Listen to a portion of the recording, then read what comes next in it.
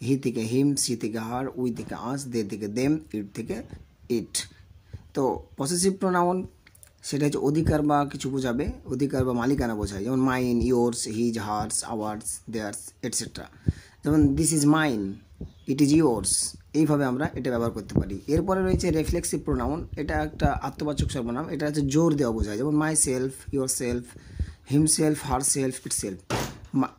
Myself বলতে কী বোঝায়? Myself বলতে কোনো কিছু এমফেটিক প্রোনাউন বা রিফ্লেক্সিভ প্রোনাউন জোর দেওয়া, যেমন আমি নিজে কাজটি করি, I myself do the work. তারপরে রয়েছে এমফেটিক প্রোনাউন, জোর প্রদানকারী সর্বনাম। এটা কোনটা? কোনো নাউন ও প্রোনাউনকে জোর দিয়ে বোঝায়, যেমন আই মাই সেলফ। তাহলে এমফেটিক আর রিফ্লেক্সিভ প্রোনাউন দুটো কিন্তু সেমই বোঝায়, ঠিক আছে। তারপরে রয়েছে যে ডেমনস্ট্রেটিভ প্রোনাউন। আমরা জানি ডেমনস্ট্রেটিভ প্রোনাউন চারটি রয়েছে নির্দেশক, যেগুলো দিস, দ্যাট, দিস আর দোজ।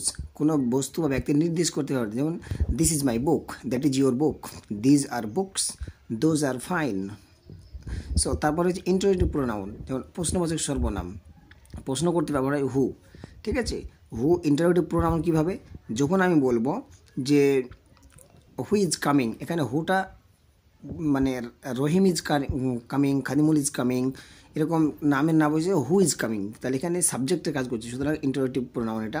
এরপর হচ্ছে রিলেটিভ প্রোনাউন, সম্পর্ক সর্বনাম, কেমন the boy who is coming is my student, the boy who is coming, এখানে রিলেটিভ বা সম্পর্ক করছে, দ্য বয়ের সঙ্গে হুইয়ের যে সম্পর্ক সেটা মানিয়ে দিচ্ছে, ঠিক আছে। I know the boy hmm had good result, hmm had done good result, যে ভালো যে ভালো রেজাল্ট করেছে তাকে আমি চিনি। এরপরে রয়েছে ইনডেফিনিট প্রোনাউন, ওয়ান নির্দিষ্ট কোনো ব্যক্তিবস্তুকে বোঝায়, যেমন সামওয়ান ইজ কামিং, সামওয়ানটা কে আমরা বুঝতে পারি না, এনি ওয়ান ক্যান অ্যান্সার, যে কেউ উত্তর দিতে পারে, যে কেউটা কে, নোবডি, এভরিথিং, ফিউ, মানে এগুলো হচ্ছে আপনার ইনডেফিনিট, কোনো নির্দিষ্ট ব্যক্তিকে বোঝাচ্ছে না। এরপর রয়েছে রেসিপ্রোকাল প্রোনাউন, রেসিপ্রোকাল দুটো রয়েছে, each other, one another. Each other বলতে দুইটোকে বোঝায়, আর দুইয়ের বেশি হলে অন অ্যানাদার। কেমন? তোমরা একে অপরের মধ্যে গল্প করো না, কথা বলো না, ডোন্ট টক ওয়ান অ্যানাদার, যখন দুইয়ের বেশি মানুষ থাকবে। কিন্তু দুজন থাকবে, ডোন্ট টক ইচ আদার, দুটো ব্যক্তি বা দুটো গ্রুপ যখন থাকবে ইচ আদার, কিন্তু দুইয়ের বেশি হলে ওয়ান অ্যানাদার। থ্যাংক ইউ, আজকে এখানেই শেষ করছি।